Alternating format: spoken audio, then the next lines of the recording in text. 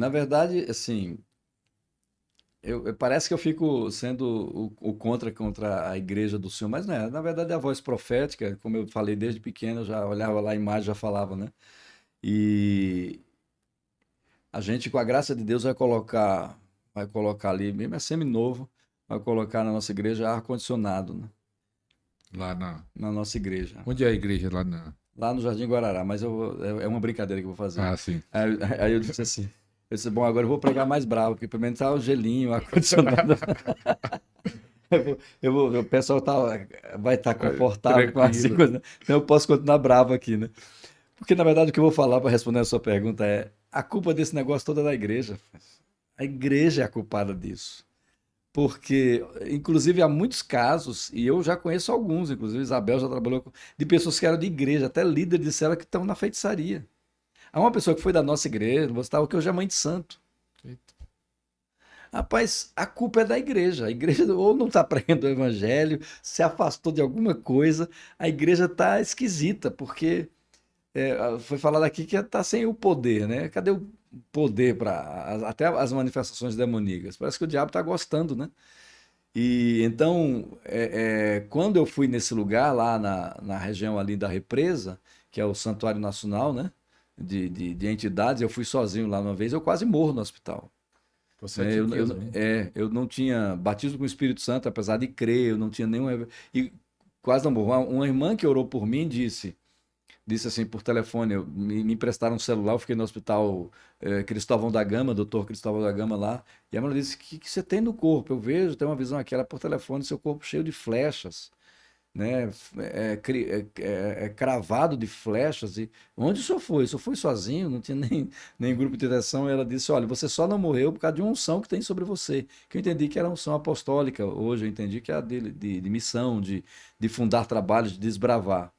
Mas realmente a culpa da igreja está maneirando, talvez aceitando qualquer coisa, deixando o pecado parece que não é mais pecado, né? Pecados como o divórcio, ou banalizando a separação, ou banalizando até o demônio, chamando só de uma doença. Eu brinquei aqui o nome de transtorno opositor, que a Bíblia fala, rebelião é como pecado de feitiçaria. Uma criança que não consegue obedecer, aí arrumar o nome de uma doença para a criança que não consegue obedecer, ou é o pai e a mãe que não sabem mais disciplinar um filho? Isso eu estou falando no meio nosso meio evangélico.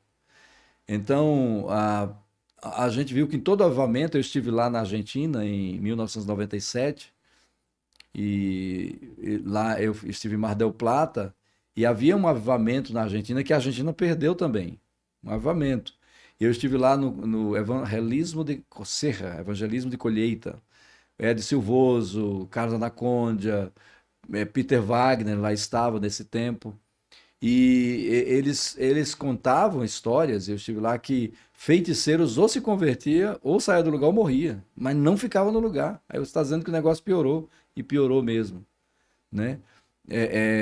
Aí os usuários estão ali aos montões, as pessoas sem sentido para a vida, jovens, pessoas novas, que você sabe que nós moramos lá, jovens ali que podiam estar trabalhando, ter uma profissão, estão ali no farol pedindo esmolas para poderem usarem as drogas, né, sem perspectiva de vida. E onde é que está a igreja? Né? As crianças engravidando criança, né, que é 12 anos, é criança. E Criança. a turma de 12 anos está achando que agora deve estar com 30. Acho que o pessoal de 12 anos está achando que está com jeito de 30. Aí eu falo para vocês, para tirarem carteira, para dirigir um carro, vocês têm que ter 18 anos e pagar caro. Agora, para fazer menino por aí, pode ser com 12 anos, 13, qualquer coisa. A igreja está relaxando nisso.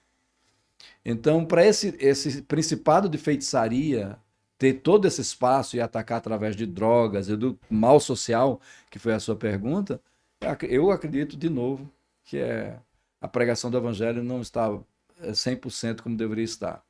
Acho que é por isso que a Ana Paula ficou urrando ali né, na última, lá foi na Mevan, né, que Ana Paula Valadão Que tava falou falando, né? contra Então, vamos o dizer, que o que ela está vivendo, né? Que ela está sentindo na pele, que está alguma coisa errada. Para esse então, negócio tudo. Claro que é final dos tempos e vai aumentar o pecado, e isso tudo a gente sabe. Vai aumentar os três pecados principais do Apocalipse: é feitiçaria, idolatria e imoralidade sexual. Você falou aí. Porque os três falam de corpo, alma e espírito. Feitiçaria fala do pecado do espírito. A idolatria fala do pecado de alma, porque a alma gosta de ídolo, de ter. E a imoralidade sexual fala de corpo. Então, esses três pecados vão aumentar, a gente sabe disso. Mas isso não invalida o poder do evangelho. A gente tem que fazer alguma coisa para, pelo menos, o remanescente ser salvo. Então, vamos dizer, a fraqueza da igreja faz o inimigo ter força. Eu né? acredito nisso. Fraqueza da igreja. Eu acredito nisso. Eu creio piamente nisso. Porque a história de Israel era tudo isso. Quando Israel estava bem, o rei era. As nações circunvizinhas eram abençoadas. Quando Israel estava mal, as nações do lado também ficavam pior. Eu vi uma frase, né, que achei interessante, né, que aonde a igreja recua, as trevas avançam, né? Verdade. Eu acho que é isso. E como fazer? Vocês são pastores, apóstolos, né? São apóstolos. Dá só para fazer na igreja que vocês têm autoridade?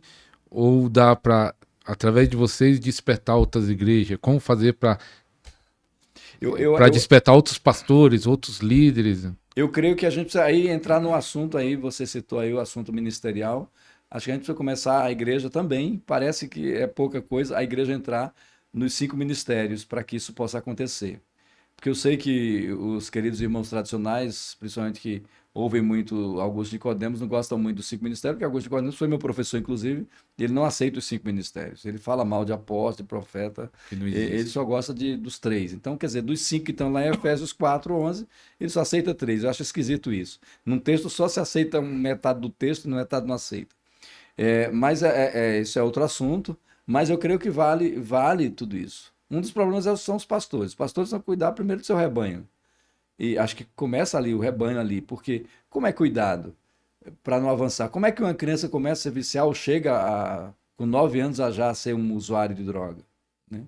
Dentro de igrejas. A gente sabe que nos morros, nas comunidades ou favelas, os nomes que queiram se dar, tem muita gente que foi criada em igreja.